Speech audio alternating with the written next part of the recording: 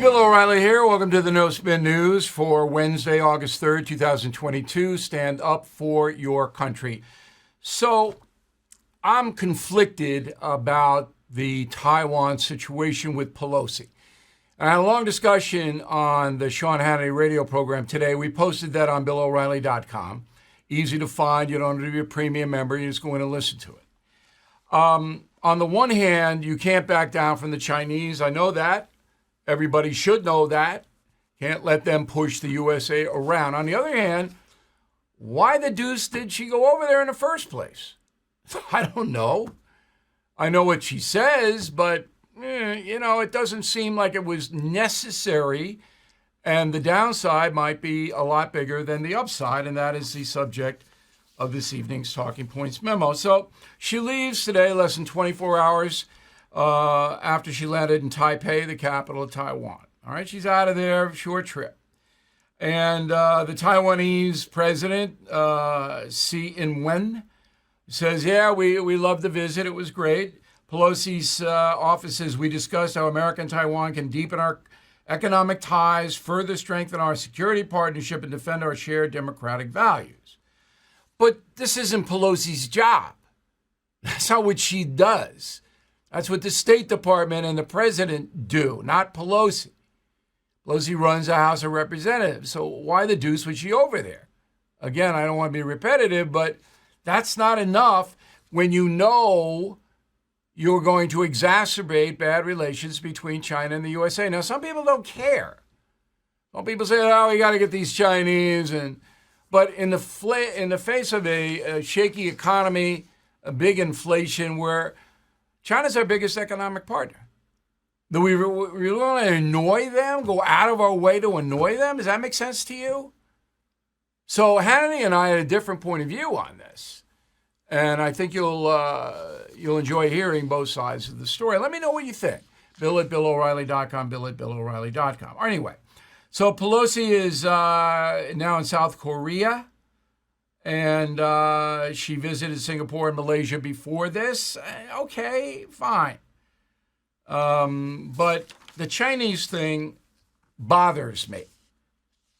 So China, in reply, and China didn't have to do this. They're bellicose, word of the day. They didn't have to do any of this. They could have just said, so what? Pelosi's over there. We don't care. We're going to do what we want to do anyway, which eventually they will. You saw what happened to Hong Kong. Same thing's going to happen to Taiwan. It's a matter of when. All right, what's holding back Xi is that if he attacks Taiwan, then massive sanctions get put on China. And as we reported yesterday, the sanctions are breaking the Russian economy. All right, so China says, we're going to do all kinds of drills and they send all kinds of boats in the Straits of Taiwan to scare the Taiwanese. They're not going to import certain foods anymore from Taiwan, which they did. And there were a lot of cyber attacks. Now, cyber attacks from China, it's serious business. They could shut you down. They could shut us down, at least temporarily. So one of my go-to guys in foreign policy is General David Petraeus, okay? And he and I have known each other for a long time. I think he's the smartest guy as far as Americans looking at the overall foreign policy picture. Here's what he said about it. Go.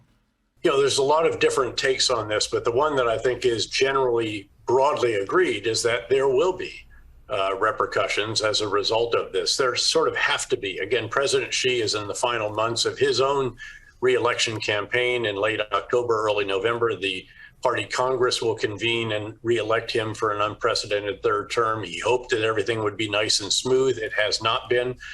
Given Russia, given Ukraine, given the economy slowing down, given the real estate developers collapse and so forth.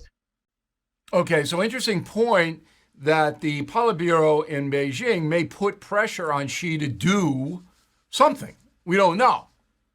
And then Xi would have to do it if he wants to retain his job as president of the country. Now, it's not an election. They don't have elections in communist China. It's like Chinese guys sit around and pick somebody. And the person they pick is going to do what the Chinese communists want them to do. All right? But they do have economic problems in China. And that could lead to a lot of unintended consequences for them. But there will be repercussions. So does Biden know that? He doesn't know anything. And the big thing is, and I'll go back, and this is absolutely in stone true, Putin and Xi fear Donald Trump. They don't fear Joe Biden. Why did they fear Trump? It's not that Trump was this Dr. Strangelove guy who was threatening to blow the world up. No. But Xi and Putin both knew that if you insult Donald Trump, if you make him look bad, he's going to come after you. It doesn't matter whether it's the New York Times or Putin in Moscow. If you embarrass or say terrible things about Donald Trump, he's going to try to get you. Everybody knows that. So that was an inhibitor to Putin and Xi because they didn't know how he would strike back. They know that Biden will do economic sanctions, but he's not going to do anything else, which is okay at this point in history. But they don't fear Joe Biden. They don't fear him. But they did fear Trump. And everybody should know that. Now, on the overall foreign policy, as we reported extensively yesterday, the Biden administration has kept in place the CIA and NSA analysts who whacked Zawahiri yesterday. And I don't care if I'm pronouncing his name right or not. It's spelled that way. That's the way I'm going to say it. Okay? And I know as much about this as anybody knows because of Killing the Killers. The exact operation that took Zawahiri's life, 2 Hellfire missiles, the exact same thing happened to Soleimani, and we take you through it step by step by step in Killing the Killers. So if you haven't really read that book yet, you should. It will increase your knowledge.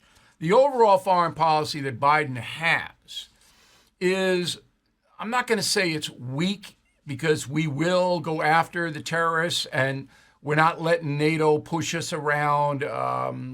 Putin, as I said, is getting punished for what he did. But Mexico, that's the next blow up. Do you realize that the cartels, the drug cartels, run the Mexican government? They've run it.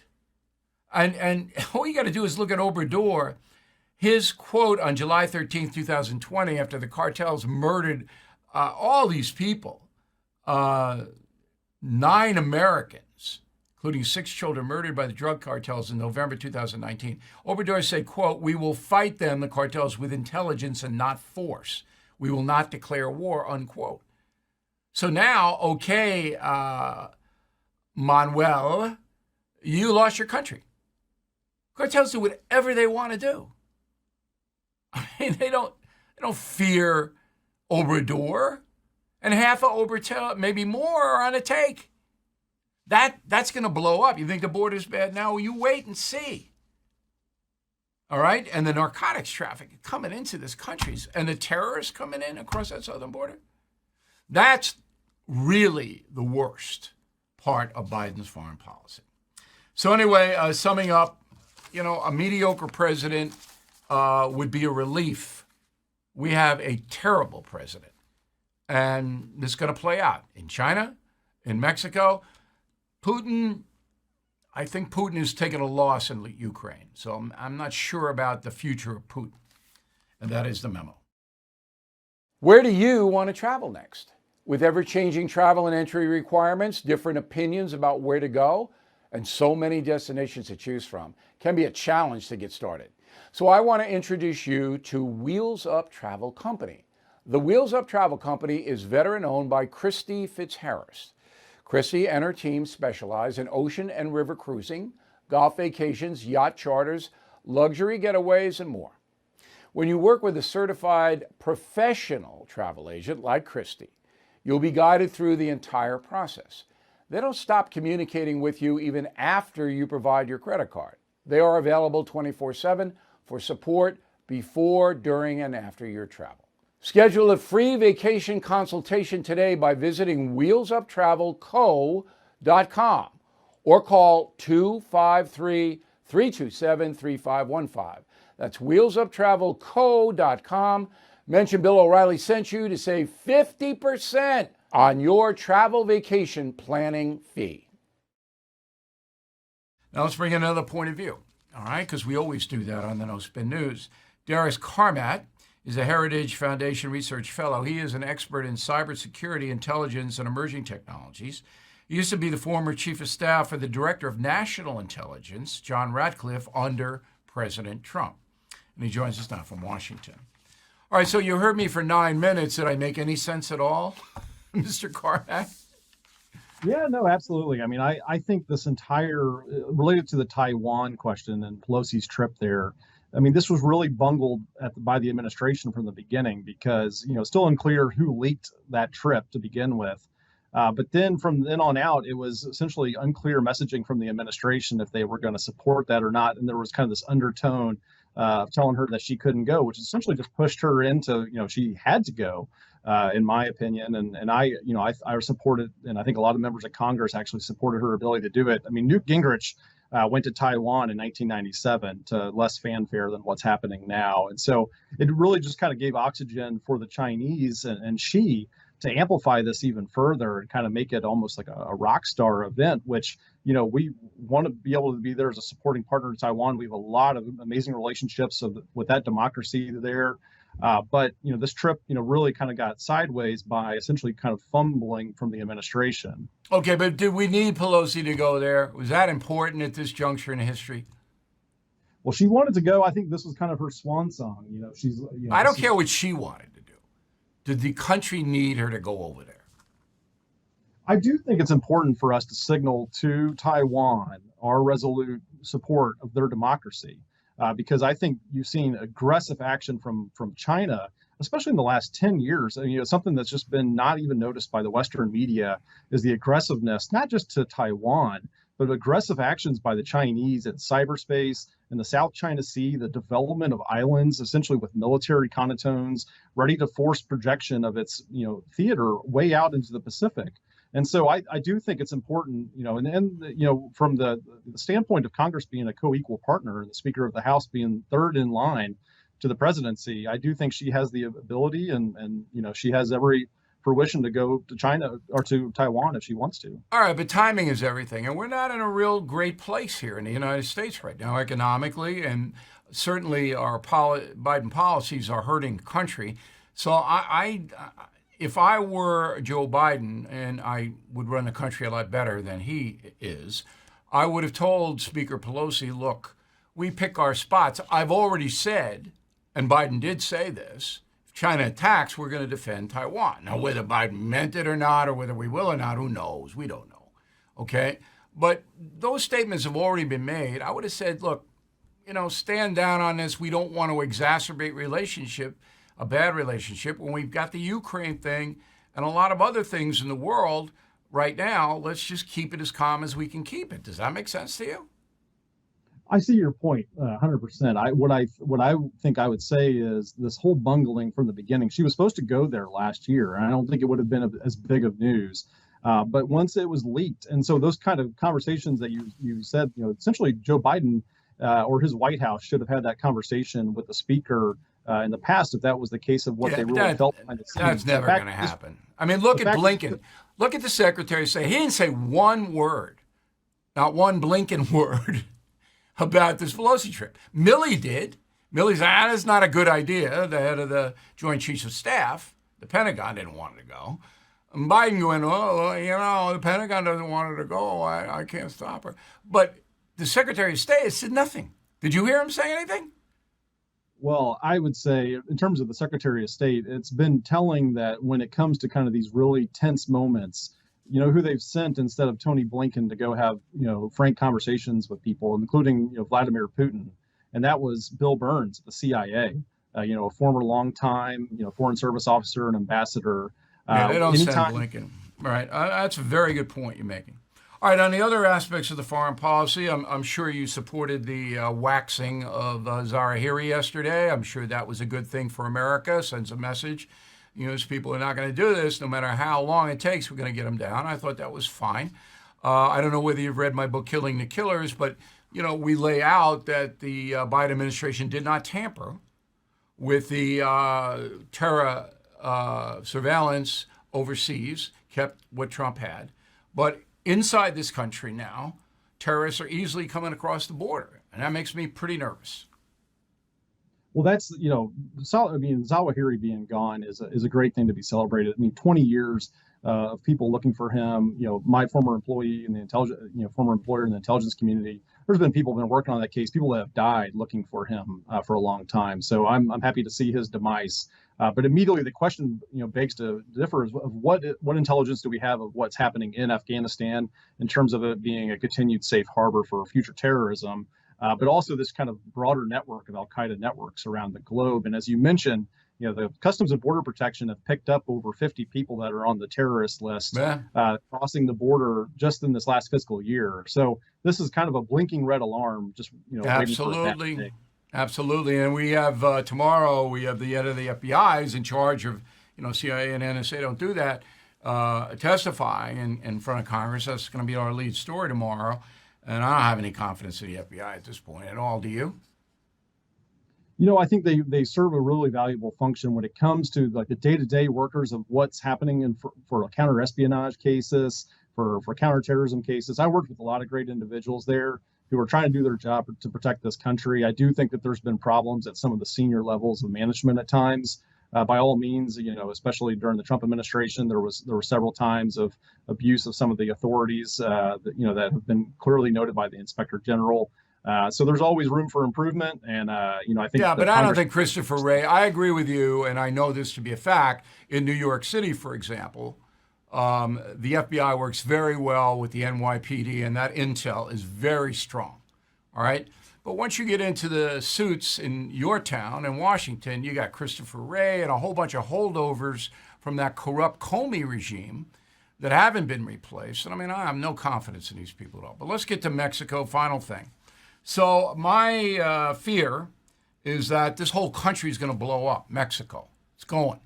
And they're experiencing the same inflation we are. Those people have nothing down there. That's going to be more migrants coming here because they can't make a living down there. Obviously, Obrador can't run the country, and the cartels are literally running it. Do you see it the same way?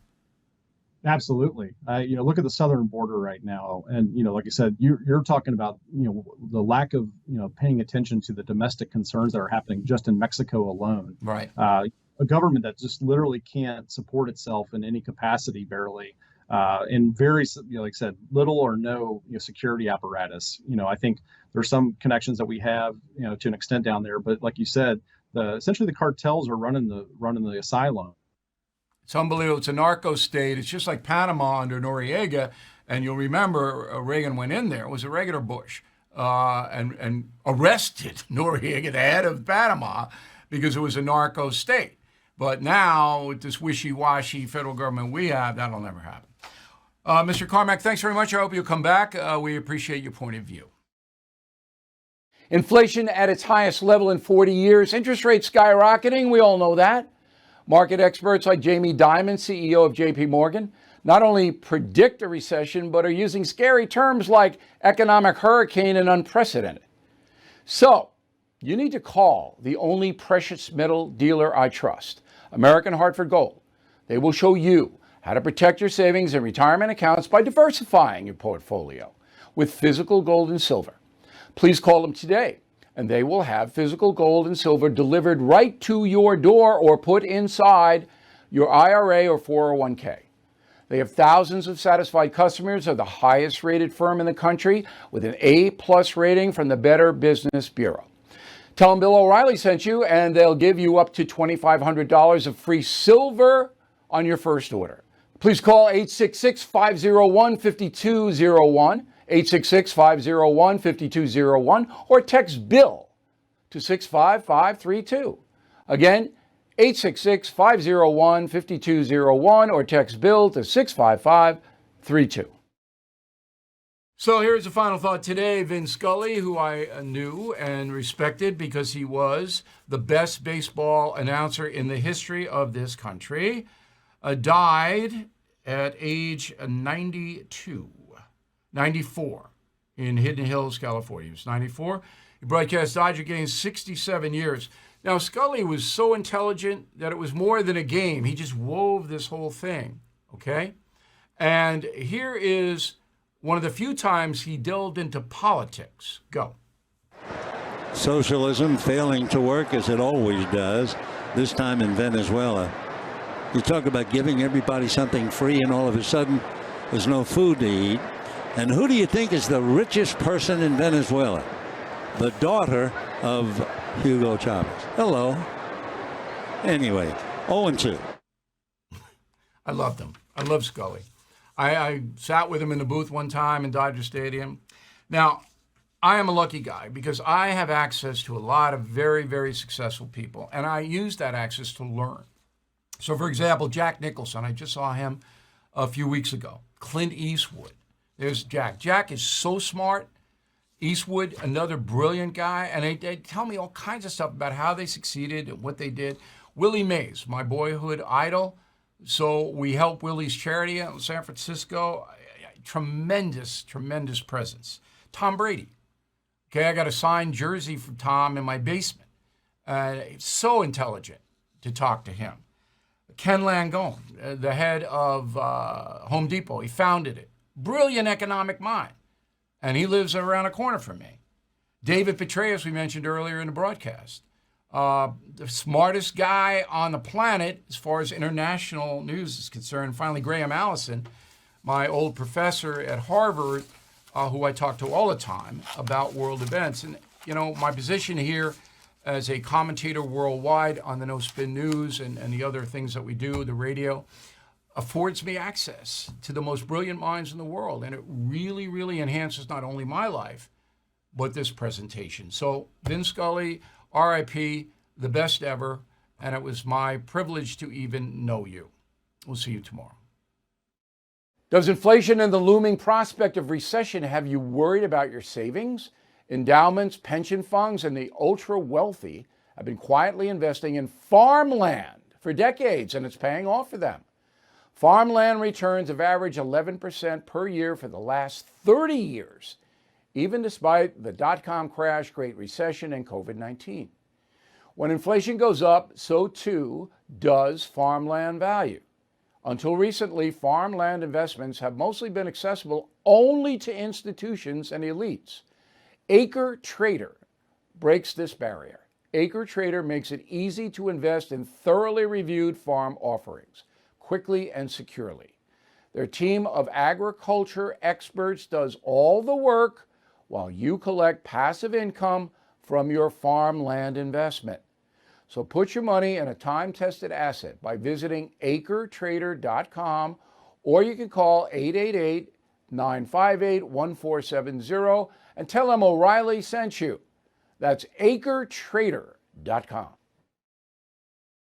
Bill O'Reilly is back on TV and only on The First. No Spin News, every weeknight at 8 p.m. Eastern, only on The First.